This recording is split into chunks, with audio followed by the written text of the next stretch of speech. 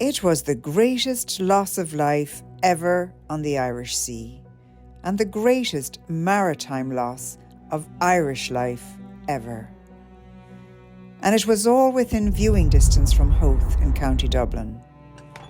Dublin, the capital of Ireland.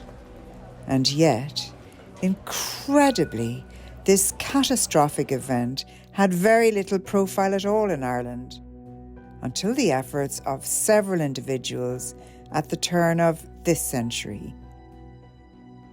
Historian Philip Lecain, and author of 2 fascinating books on the sinking of the Leinster, was and is one of several people who have dedicated much of their lives to publicise both the scale and significance of this tragedy.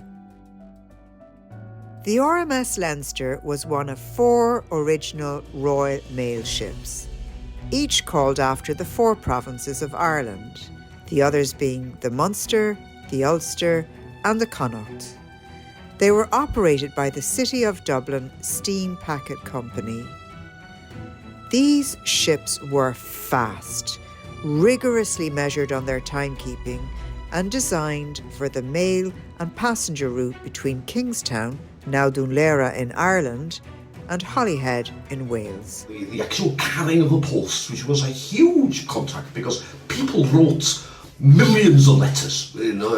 People didn't use social media or mobile phones or anything. They would write letters, and it was considered to be the main reason why the mailboats they would always go. Doesn't matter what the weather was, they would always go across. So even people like James Joyce was aware when the mailboat was arriving in Holyhead, or leaving Holyhead and arriving in Dunlera. Everybody knew this. He talks, Maple Bloom walks across the beach and the strand, and he sees the mailboat leaving Dunlera. So this is part of the sort of Irish way of life, but it's also part of Holyhead's way of life. People just knew that. So there was this affection for the mailboats. There was this feeling that there was something special. They were feeling they were ours, sort of thing.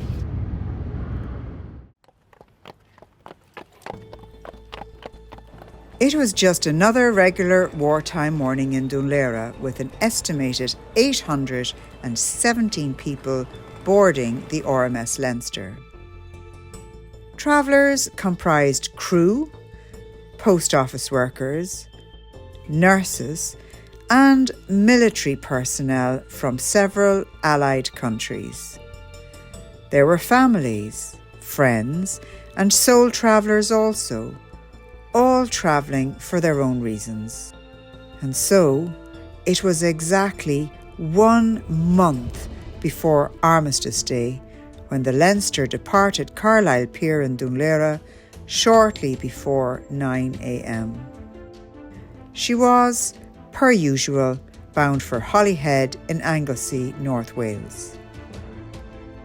16 miles away, lurking beneath the sea and out of sight, was a German U-boat 123, captained by Robert Ramm. It was lying in wait, ready to extract its prize. Shortly before 10 a.m., about 16 miles into her journey, a few people on the deck of the Leinster thought they saw a porpoise in the water, but quickly realised that it was a torpedo approaching the port or the left side of the ship. It passed the bow and just missed. The initial relief didn't last long. A second torpedo was soon seen hurtling towards the Leinster. Birch gave orders for the ship to swing to starboard to the right to swing away from the approaching torpedo. But a hellish horror was about to be unleashed. Despite the crew's efforts, the second torpedo hit its target this time and struck the port side where the postal sorting room was located. 21 out of 22 postal workers sorting mail were lost. Birch ordered the lifeboats to be launched. In the meantime, the ship had continued to turn and was now facing back towards Dún Laoghaire.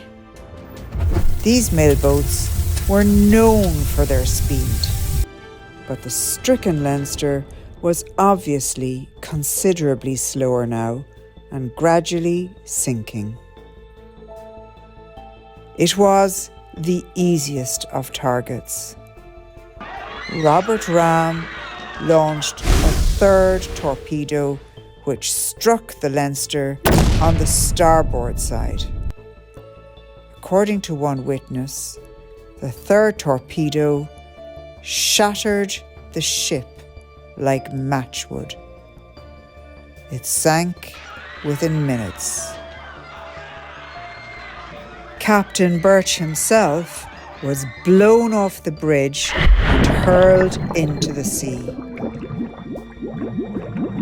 Incredibly, he showed up at a lifeboat and, clinging onto it injured, he still managed to give orders.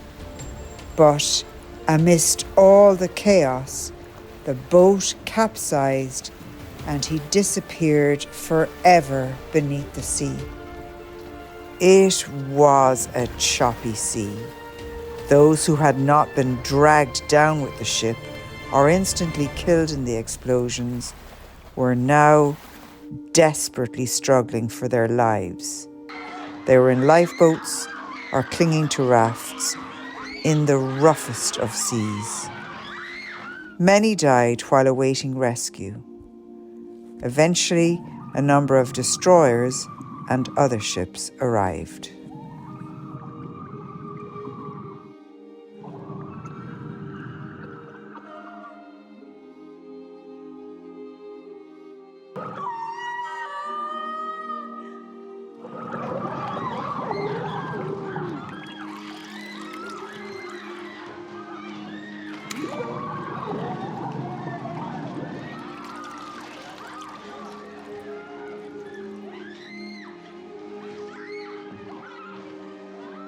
As news of the sinking filtered back to Dún Laoghaire, doctors, nurses, rescue workers and ambulances rushed to its pier. News of the tragedy was also filtering through to Holyhead.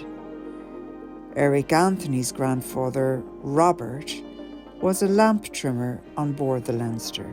There was bells and motors going on around the town, and everybody didn't know what was going on.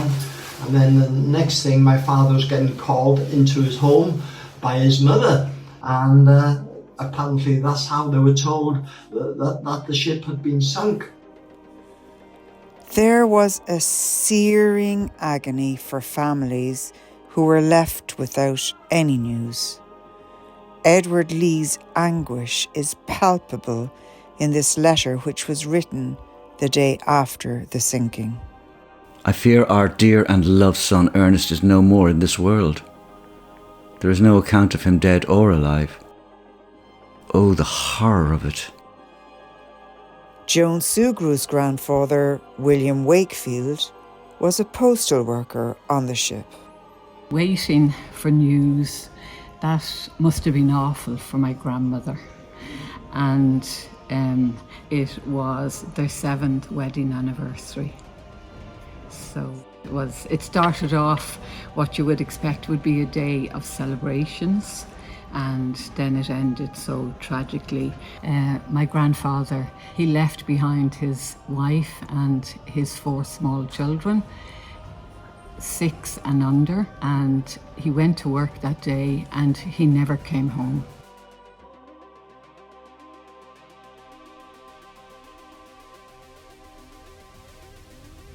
Richard Roberts from Holyhead in Wales had only recently joined the Leinster crew.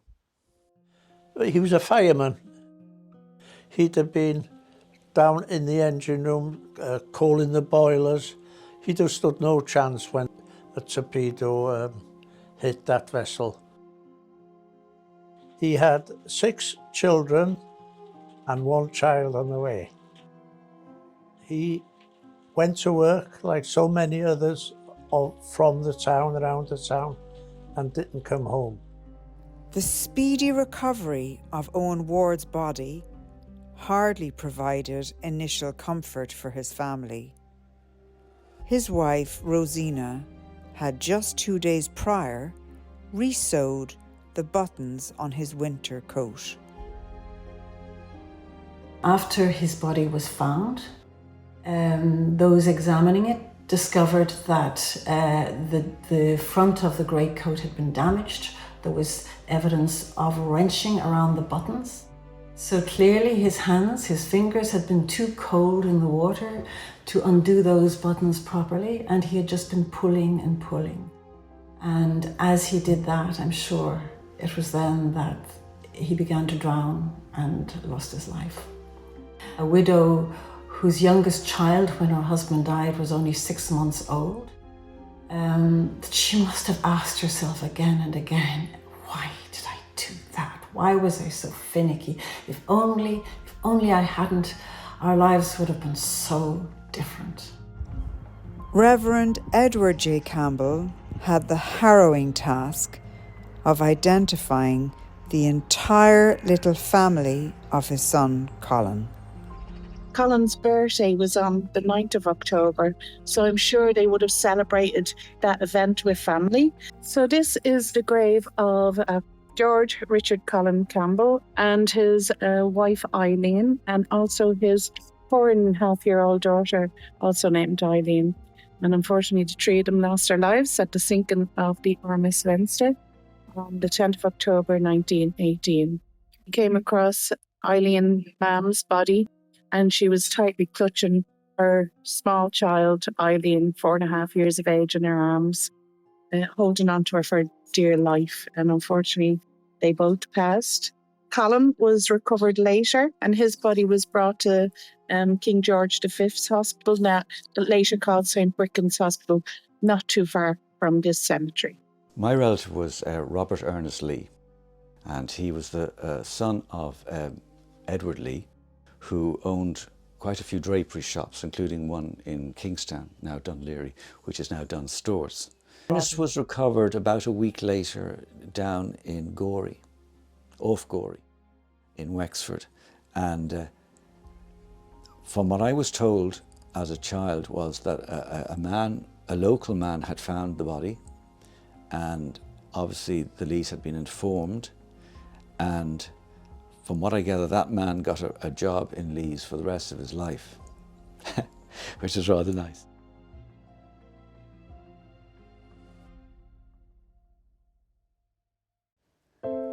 Losing one family member was utterly traumatic, but there were many families like the Campbells who lost more than one of their loved ones in this tragedy.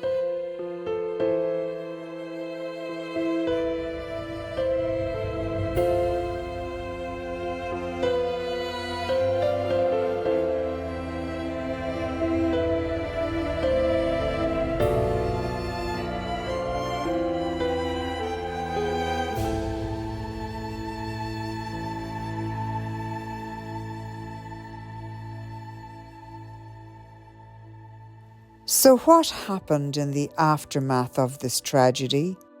How did everyone feel?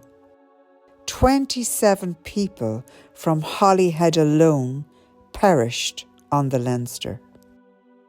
There was this idea that sinking Leinster was a sort of final blow. I think also that it was worse because people were really tired. You're reaching 1918 and the war had been going on for 4 years, relentlessly. It was just one disaster, one headline, thousands being killed. All of that was happening at once. And people were really tired and thinking, God, when is this going to come to an end? And suddenly, wow, the Leinster sunk. I remember as a young child, the family used to gather round the piano in the old Home 71, London Road, and I just heard them talking, and they didn't talk a lot about it, but I gathered that it was a very difficult time for the children and for my grandmother, who was left with 6 children and a baby. There were devastating consequences for William Wakefield's family. His body was never recovered. The main breadwinner was gone. So the family, it became a broken family really, in that my grandmother was unable to cope with 4 small children on her own. So the older children especially spent a lot of time down the country with an aunt of theirs, you know, which was sad for them, and they grew up with that. So they had lost their father, and then the family became very split up as well. Silence seemed like a common coping strategy for grieving families. I think they buried a lot of it, to be quite honest. People didn't talk about grief, they just kept it in. And my memories of my grandmother, she never spoke about her grief or her loss or her pain or anything about that. What I think happened was, I think the reason my dad didn't know too much about his uncles, what happened to them, was because it was too painful in the family. And I know that that is a common theme with many families at the time. It was too painful, so they didn't really want to talk about it. The curiosity of youth might have paid off for Peter. I must have been about 5 or 6 when I was told. And that's the first time. It was very, very seldom talked about. Yes, from time to time. As I say, I was always inquisitive. Why this, why that? My mother used to call me why sometimes. So There was a strong sense of community and support in Holyhead. There wasn't a welfare state then. They had no money coming in, and people sort of looked after each other. And I do remember them saying that people from Ireland used to bring food over to help them survive. And I think that's part of why Ireland and Wales are so close, or Holyhead in particular. Unlike Wales, commemorating the fallen of World War I in Ireland was a complex issue. Nationalist sentiment against Britain was very much heightened after the 1916 Rising, culminating in independence in 1922 for 26 counties. Unlike their Unionist or British counterparts, Irish Catholics or nationalists who had served were sometimes viewed as traitors. Commemoration was for years either sidelined or suppressed. 2 months after the sinking, there was a general election in which Sinn Féin swept to power, and this was followed shortly afterwards by the outbreak of the War of Independence. We then, after that, set up our own state. States, when they're set up, like to have a fairly simple story, a founding myth. And ours was that we had fought the British for 800 years and had finally got rid of them. The fact that a lot of Irish had served in the British Armed Forces down the years was an awkward part of the story, and so the fact that the Irish had fought in the First World War was brushed under the carpet. However, in recent years, many attitudes have changed, and this is mainly due to peace agreements, the passage of time, and official state recognition. Thomas, or Tom Woodgate, was a mere boy. So this is the grave of Thomas Woodgate. We call him Tom Woodgate, and he had signed up to join the Air Force. His brother was already in the Air Force, and I'm sure he's seen the posters of become an ace pilot and things like that. So when he went to sign up, he was actually only 14 years of age. And when he got to the top of the queue to give his details, he unfortunately gave the right date of birth. And the gentleman taking the details said to him, now take a walk around the block, and when you become 18, come back to us. So when he went outside, somebody gave him the right date, and then he proceeded up the queue to give the 18-year-old date of birth. So he signed up, and he was stationed in the RAF, the Royal Air Force, and he was going to be heading over to Egypt. Now, he would be in ground staff. He wasn't flying airplanes or anything like that. So he was heading off over there and on the RMS Leinster, and unfortunately that ship sank. And he came here along and was buried over 3 days. All the burials were done, and he was buried here, like a big ceremony here. And he was registered as 18. And through Philip Lacane and others, people from Callan, his relatives and things like that, they did lots of research, and it came about that he was actually only 14 years of age. So now he's one of the youngest military personnel killed in the First World War. And lots of people have travelled here to visit this grave because he is only a child. And we do have a photograph of his father actually standing here where I am, and it would literally break your heart, bring tear to a stone.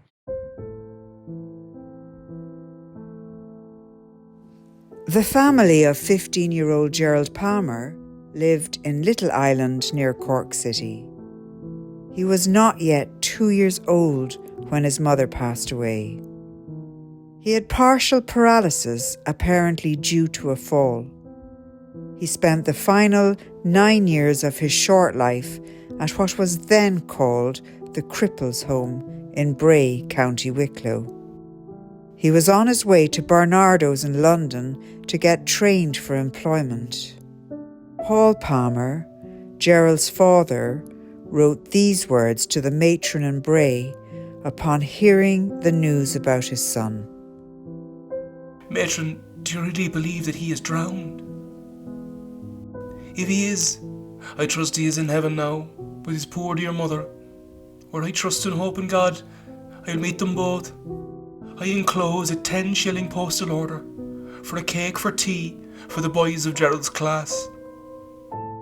Please accept the same as a small token of my fond love for poor Gerald, and pray, all the boys pray, that God will forgive me for all my neglect to him. I am truly sorry. May God forgive me. If you know anything at all about his end, kindly let me know. Matron, did Gerald ever say that he loved me? I suppose Gerald never had his photo taken, but if you have one, I'd be grateful for the same.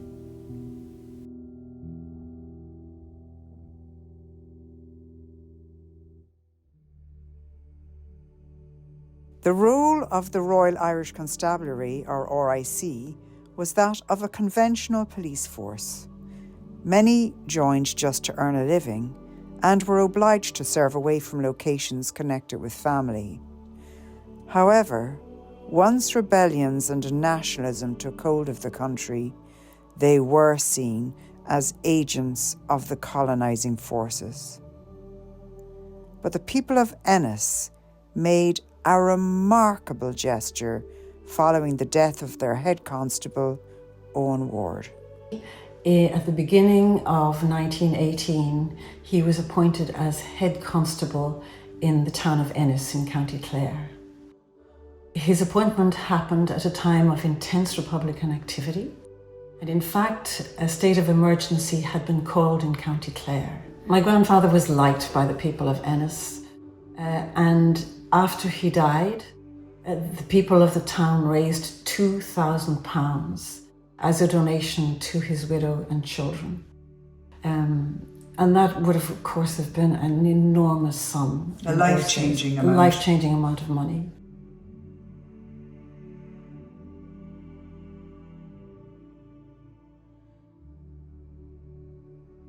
She invested the money, but it wasn't until her children were adult that she redeemed that money and she divided it among the members of the family. Many of those grieving did find huge comfort in music and in the company of other people. I remember my grandmother always being at family parties and weddings and everything, and she was a great musician. My grandmother could play the violin, she could play the piano.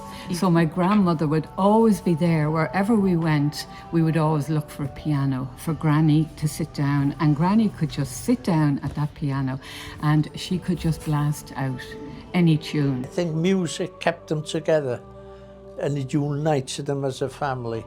My grandfather had a small choir of children. He prompted the hymn singing in the chapel, which was across the way. His sister played the organ there. Another sister, she had a beautiful, beautiful voice. Did you inherit the voice? Sadly not, no.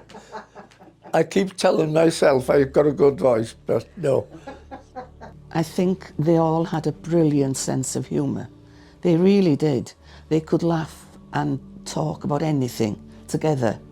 And they even had what we call a black sense of humour, that they could laugh in the face of tragedy, which I think got them through a lot of very hard times. But it's true of today though, isn't it? You have got to have a sense of humour to get through the highs and especially the lows in life. Rosina Ward was an extraordinary and courageous woman who was well ahead of her time. She made that decision after spending about a year in Carrickmacross in County Monaghan. The decision that she would come to Dublin, to Dunleary, Kingstown as it still was, and would find a business that she could work in and rear her children. For those who like to pray, Rosina took what some might call a forthright approach. Having failed to find what she needed, she went into a church in Dunleary, or Monkstown. She stalked up to the altar, to the statue of this saint, and raised her fist at him and said, "You've let me down." And she turned and walked out of the church. On the steps outside the church, she met a man whom she had known before, possibly through her search. And he said to her, "Aren't you the woman who's looking for a business premises?" And she said, "Yes." And he told her of a possibility, a business on 3 Lower George's Street, Kingstown. And that turned out to be the business that she procured and worked until she died. 70% of those who travelled on the Leinster perished, but there were survivors too.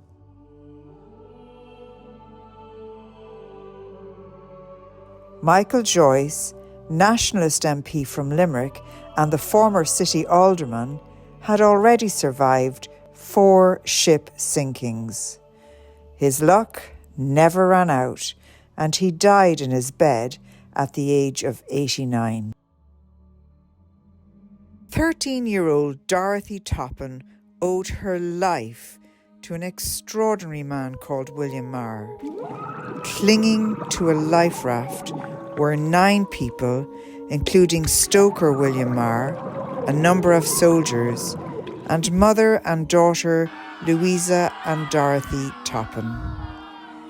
It was incredibly rough. 2.5 hours had passed by, and all of the soldiers bar one had to let go of the raft and lose their lives. Mar worked to keep up the morale of those still alive, and eventually a rescue boat arrived, and nearly everyone had been transferred. Suddenly, the rescue boat, for some reason, started its engines. The life raft was flipped over. 13.5-year-old Dorothy was washed away. William Marr jumped in after her, saved her life, for which he was awarded the Royal Humane Society Medal for life-saving, and Dorothy gave him an engraved watch, which he proudly wore in the years that followed.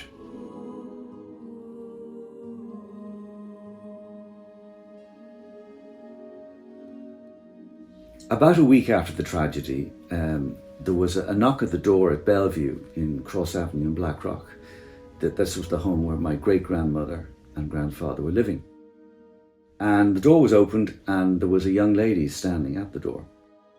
And she just wanted to come in and say a few words to my great-grandfather and grandmother, just saying that she wanted to thank them very much and let them know that their son Ernest had saved the life of herself and her young child.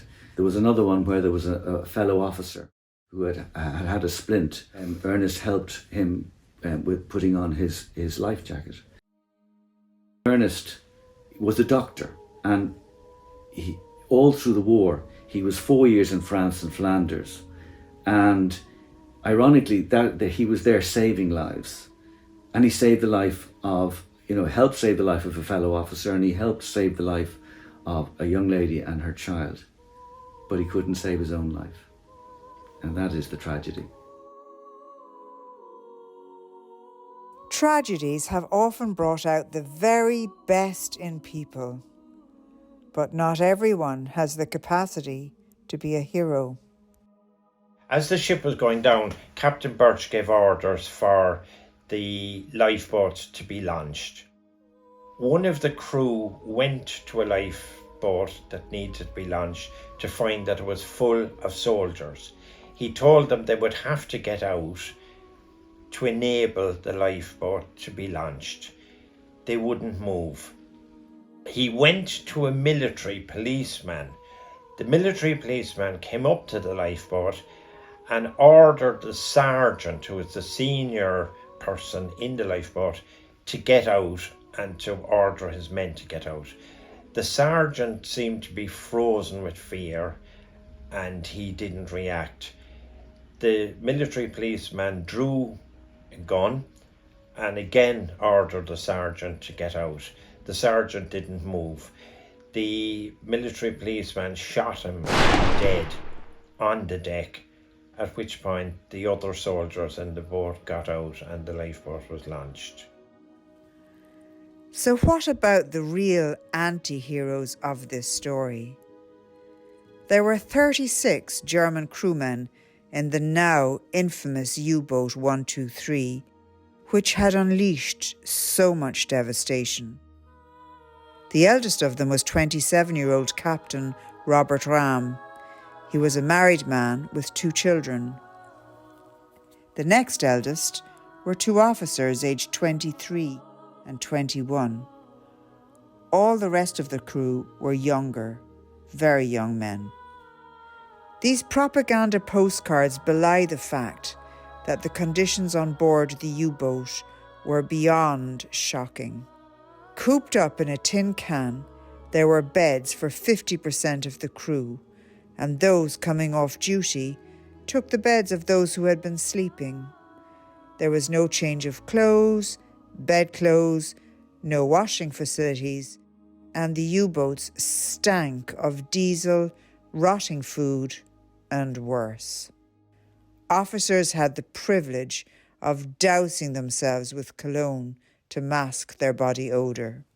The whole point of a submarine was to carry the torpedo to its target. The crew were only incidental. Their job was to get the torpedo to sink a ship.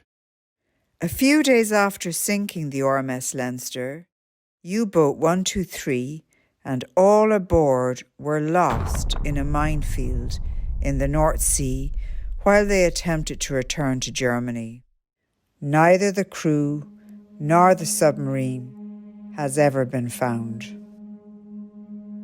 For a few days in October 1918, the sinking of the RMS Leinster threatened the possibility of peace talks to end the First World War.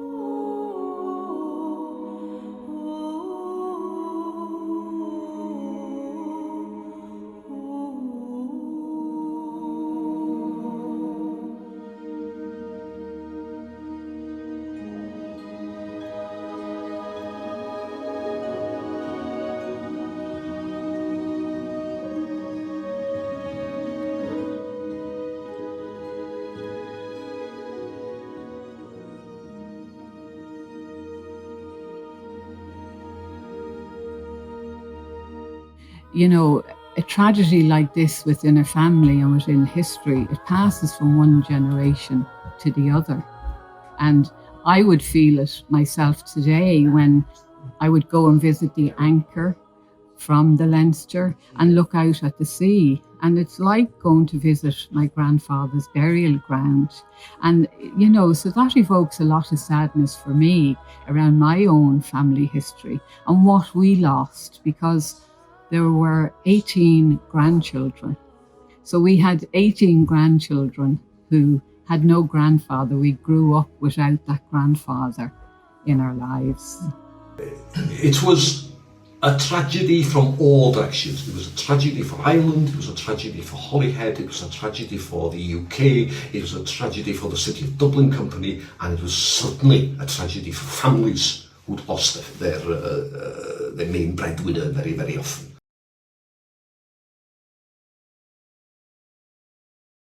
I've often wondered what happened to them. I never really got over it. Knowing that I was the only survivor was difficult. Why me? One minute we were sorting the mail, the next, the sea flooded the mail shed. Ladder was useless. 2 torpedoes. I was in the sea when the second one was fired. I've told the story, the facts, names, numerous times, but not my feelings.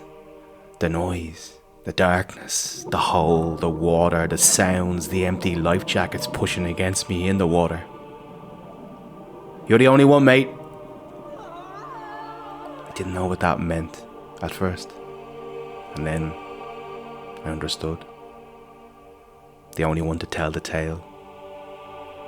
The only one standing by the graves. Guilty. Ashamed. As though it were my fault.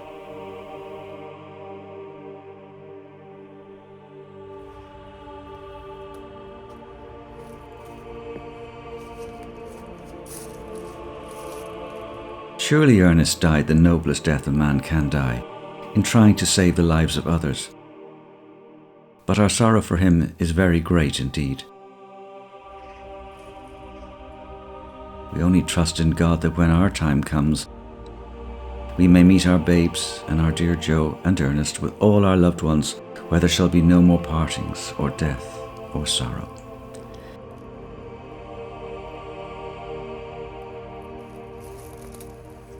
May we prove ourselves worthy.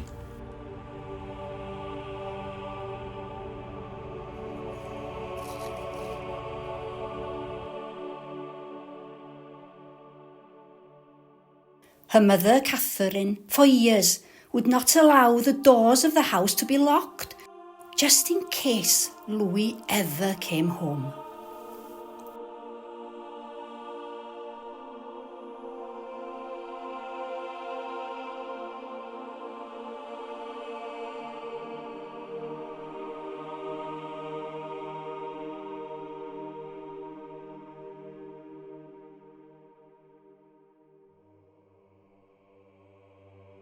They sleep in quiet waters where Kish towers, mid sand and slender seagrass, soft and deep. Through all the sunlit and the moonlit hours, they sleep. They are content. They murmur not, nor weep. No rushing flotsam hastes to mock their powers. They are content, and very deep their sleep. No tombs enclose them, and they need no flowers. No mother's kisses make their fond hearts leap. Mid slender seagrass, bending where Kish towers, they sleep.